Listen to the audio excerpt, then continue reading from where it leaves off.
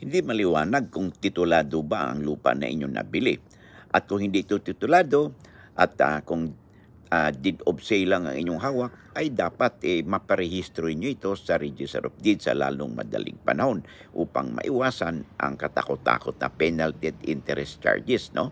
Na inyong babayaran sa BIR.